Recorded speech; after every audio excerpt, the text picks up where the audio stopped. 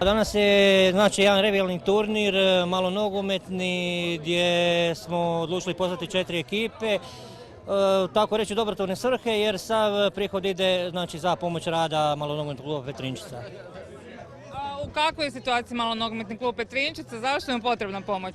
Zato što vam jednostavno ova sredstva od grada nisu dostatna i moramo evo, na ovaj način to skupljati. Za ovu godinu znamo da kako stoje mnoge športske udruge. Znamo da nije lako, da ne mogu se jednostavno svi nasloniti na proračun. I ovo je za Malonogometni klub Petrinjčicu koji organizacijski, možemo reći, kad vidimo i prvu postavu, kad vidimo ustroj kluba i kad vidimo ono što sve rade i po njihovim rezultatima i što žele napraviti, je ovo jedna pomoć gdje evo vidim mnoge zvijezde iz nogometnog športa, prijatelje grada Petrinje, došli su mnogi prijatelji iz Siska, iz športskog života i na kraju mnoge ustanove su i koji nema danas ovdje kupile tu ulaznicu i moramo samo reći hvala. Polako se ljudi skupljaju, to je ipak jedno događanje gdje su svi ipak spremni dati tih 20 kuna da pomognu ipak našem klubu.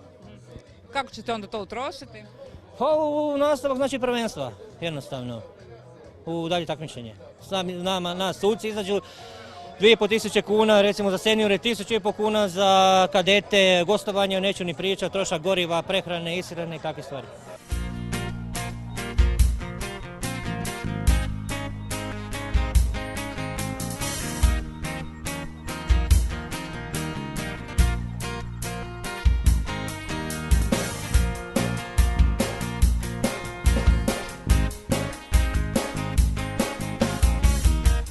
Što vas je uopće inspiriralo da sudjelujete u timu Humanih zvijezda Hrvatske i zašto ste se odlučili za ovakve humanitarne akcije?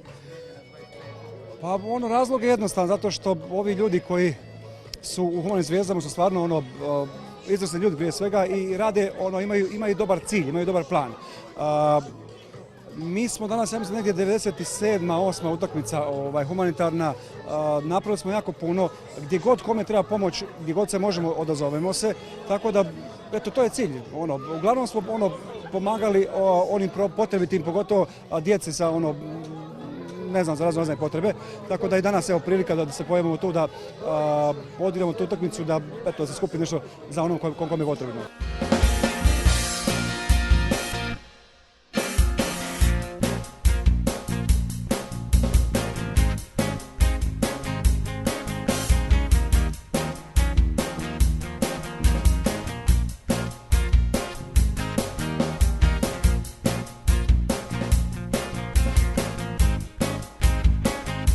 Neka ovaj turnir bude dobra poruka i neka bude inspiracija svim udrugama da se dobro organiziraju, a grad Petrinja ima ovu poziciju koja je odlična, gdje se možemo napraviti razne manifestacije i to je interes. Ono što mi je drago da je Petrinja sad u zadnje vrijeme grad koji nudi puno toga, pogotovo što pruža mogućnosti mladim ljudima da se vrate, da im olakša neke stvari, da se vrate tu, da žive, da jednostavno odavde funkcioniraju.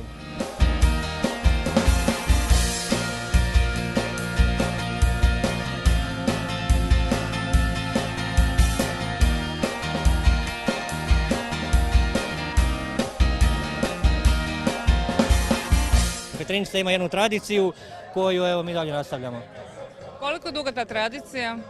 Pa jako dugo, znači pred sam negdje rat je osnovna Petrinjčica, čim se osnovala ta Hrvatska liga, Petrinjčica je nastupala u njoj i prvaci države, juniorska, seniorska kategorija i evo. Ja mislim da su Petrinjci i Petrinjke jedno od najsloženijih ljudi na ovom području, jer ta sloga i složnost i humanost je se pokazala iz 90. godina i ona je ostala, ona je uvijek ostavila trag i tu ne treba puno govoriti. Sigurno da svako u svojim mogućnostima daje one doprinos. Evo, i tu možemo biti ponosni na sve građanke i građane grada Petrinje koji su i danas ovdje, ali i oni koji nisu, a dali su svoju pomoć.